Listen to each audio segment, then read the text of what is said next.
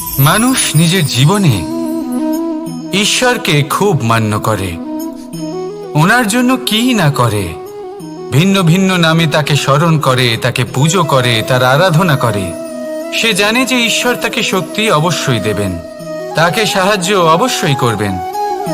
কিন্তু যখন প্রশ্ন আসে গুরু এবং ঈশ্বরের, তখন গুরুর মান কখনো কম হওয়া উচিত নয়। কারণ সত্যি বলতে কি, গুরুই হলেন সেই সিঁড়ি যা বেয়ে আপনি ঈশ্বরের কাছে পৌঁছানোর পথ খুঁজে পাবেন। সেই পথ আপনি গুরুর থেকেই পাবেন। গুরু না থাকলে আপনি কখনো ঈশ্বর লাভ করতেই পারবেন না। আর জীবনে অনেক সময় লক্ষ্যের থেকেও অনেক বেশি গুরুত্বপূর্ণ হলো পথ। তাই এই পথের সম্মান করতে শিখুন, অর্থাৎ গুরুকে সম্মান করতে শিখুন। কারণ গুরুই হলেন পরমেশ্বর। তাহলে আসুন আর আমার সাথে ভালোবেসে বলুন, রাধা রাধা। আপনার জীবনে আপনার প্রকৃত বন্ধু আসলে কে? আপনার সব থেকে শ্রেষ্ঠ মিত্র আসলে কে? তিনি যিনি সময় এলে পরে আপনাকে সাহায্য করেন, নাকি তিনি যিনি সময় এলে পরে আপনাকে অর্থ দেন? দেখুন, আমরা হলাম মানুষ, আমাদের জীবনে লেনদেন চলতেই থাকে। এটা আমাদের জীবনের অভিন্ন অংশ। কিন্তু অনেক সময় এমন হয় যে আমরা তাকেই নিজের প্রকৃত বন্ধু বলে মনে করি, যিনি আমাদের একটা বহুমূল্য উপহার দেন, ঠিক কিনা? এবার আপনার জীবনে সেই বহুমূল্য উপহার কোনটা, ওই অমূল্য মিত্র আসলে কে, সেই সিদ্ধান্ত হলো আপনার। কিন্তু যদি আপনি আমাকে জিজ্ঞেস করেন, তাহলে আমার মতে স্বর্ণ, হিরে, মুক্ত, ধন এগুলো বহুমূল্য নয়।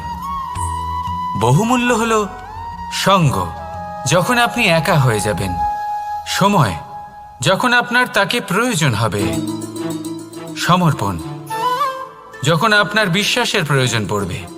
যে মানুষ আপনার প্রতি এই 3 গুণ প্রদর্শন করেন, যিনি আপনার কঠিন সময়ে আপনাকে অবশ্যই সঙ্গ দেবেন, যখন আপনার প্রয়োজন পড়বে আপনাকে অবশ্যই সময় দেবেন, আপনার প্রতি সম্পূর্ণ সমর্পিত থাকবেন, সেই হলো আপনার আসল মিত্র, সেই হলো আপনার প্রকৃত বন্ধু।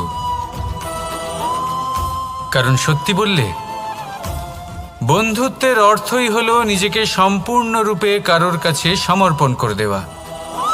তাই আপনার সেই বন্ধুর জন্য নিজের প্রাণ উজাড় করে দিন আর ভালোবেসে বলুন, রাধা রাধা। মানুষ জীবনে 3টে কাজ অবশ্যই করে থাকে। কিছু দান করে, কিছু গ্রহণ করে, আর কিছু ত্যাগ করে দেয়। এটাও ভাবতে থাকে যে এটা করলে কিভাবে করবে।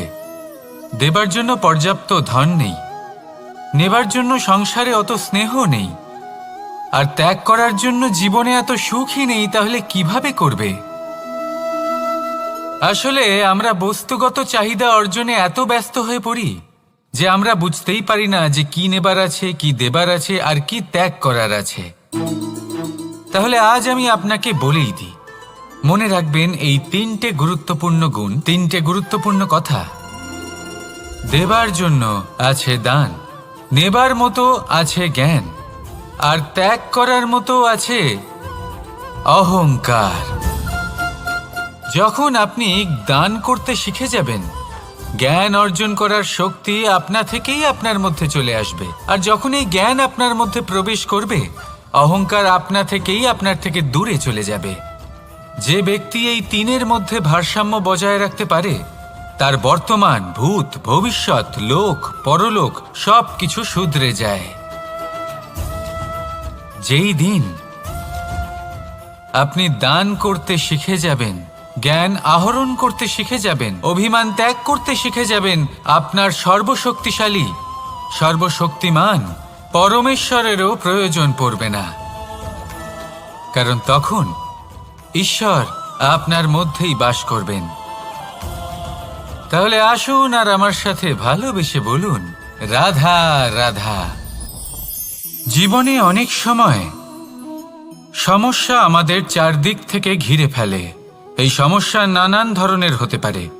আর্থিক সমস্যা হতে পারে, পারিবারিক সমস্যা হতে পারে, কোনো সম্পর্ক নিয়ে সমস্যা হতে পারে, কখনো কোনো দৈনিক সমস্যা হতে পারে, কখনো কোনো দ্বন্দ্ব হতে পারে। অনেক সমস্যা হতে পারে, কিন্তু যখনই কোনো সমস্যা আসে আমাদের মনে তার জন্য একটা উত্তর অবশ্যই থেকে থাকে, যা আমাদের অন্তরে রয়েছে। একে আমরা বলি আত্মা। আত্মা হলো পরমাত্মারই রূপ, আর পরমাত্মা তা কখনোই কিছু অনুচিত চাইবে না, তাই তো? এই আত্মা খুব ভালো করে জানে যে কোনটা উচিত আর কোনটা অনুচিত। যদি আসল বিষয়ের কথা বলি, তাহলে আপনাকে নিজের মনকে বুঝতে হবে, কারণ আত্মা তো পরমাত্মা থেকেই আসে। কিন্তু এই মন মানুষ জন্ম থেকেই প্রাপ্ত করে, যার বিকাশ হয় এই সংসারকে দেখে। যেদিন আপনার এই মন আর আপনার এই আত্মা এই দুই এক হয়ে যাবে, আত্মসাৎ হয়ে যাবে, সেদিন আপনার জীবনে না কোনো সমস্যা থাকবে, না কোনো ঝঞ্ঝাট থাকবে, না কোনো সংকট থাকবে, কারণ আপনার কাছে সেই সমস্ত সমস্যার সমস্ত বিপদের সমাধান থাকবে, আর তাও আপনারই অন্তরে। তাহলে আসুন আর আমার সাথে ভালোবেসে বলুন, রাধা রাধা। ভক্তি আর শক্তি, এই দুইয়ের মধ্যে সম্পর্ক অত্যন্ত সরল। মানুষ ভক্তি করেন যাতে তিনি শক্তি লাভ করতে পারেন, আর শক্তি লাভ করার পরে ভক্তিভাব ভুলে যান, আর শক্তির প্রতি আসক্তিতে মত্ত হয়ে যান, আর সেখান থেকেই তার বিনাশ শুরু হয়। কেন? কারণ ভক্তির দ্বারা প্রাপ্ত শক্তি অন্য কারোর হিতের জন্য ব্যবহার করতে হয়, অন্য কারোর মঙ্গল করার জন্য ব্যবহার করতে হয়, কারোর বিনাশের জন্য নয়। এবার যদি আমি আপনাদের একটা উদাহরণ দিয়ে বোঝাই, তাহলে কোদাল দিয়ে আমরা মাটি কোপাতে পারি, একটা গর্ত খুঁড়তে পারি, যাতে একটা নতুন বৃক্ষ জন্ম নিতে পারে, একটা বৃক্ষ যা অন্য জীবকে ফল প্রদান করবে, যাত্রীদের ছায়া প্রদান করবে। কিন্তু এই কোদালের ব্যবহার যদি আমরা অন্য কারোর ক্ষতি করার জন্য করি, তাহলে ক্ষতি শুধুমাত্র আমাদেরই হবে। তাই জীবনে যদি আপনি কোনো শক্তি লাভ করেন, হয়তো ভক্তির দ্বারা বা অন্য যেখান থেকেই হোক, তার সদ্ব্যবহার করতে শিখুন, নয়তো এই প্রাপ্ত শক্তি আপনার পতনের কারণ হয়ে দাঁড়াবে। তাহলে আসুন আমার সাথে ভালোবেসে বলুন, রাধা রাধা। বরদান অত্যন্ত বিচিত্র এক বিষয়, কিন্তু দেখতে গেলে এই বরদান কি না করতে পারে। এক দরিদ্রকে রাজা বানিয়ে দিতে পারে, একজন দুর্বলকে এই সংসারের সবথেকে শক্তিশালী ব্যক্তি বানিয়ে দিতে পারে। কিন্তু আমরা ভুলে যাই এক অত্যন্ত গুরুত্বপূর্ণ কথা। বরদান এই শব্দের শেষে দান লুকিয়ে রয়েছে। এই দান কথাটা অত্যন্ত গুরুত্বপূর্ণ। আমাদের মনে রাখা উচিত এই বরদান আমরা দানে পেয়েছি, আর তাই তার সম্মান করা উচিত, কখনোই অহংকার করা নয়। আর যে ব্যক্তি বরদান পেয়ে অহংকার করেন, তার যা ক্ষতি হয় তা হলো এই বরদান তার থেকে কেড়ে নেওয়া হয়। বর অর্থাৎ শ্রেষ্ঠ, অর্থাৎ বরদানের অর্থ হলো একটা শ্রেষ্ঠ দান, এবং তার ব্যবহার যদি আপনি কারোর ক্ষতি করার জন্য করেন, তাহলে ক্ষতি শুধুই আপনার হবে।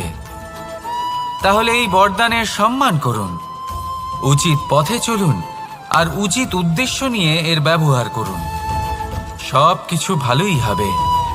তাহলে আসুন আর আমার সাথে ভালোবেসে বলুন, রাধা রাধা।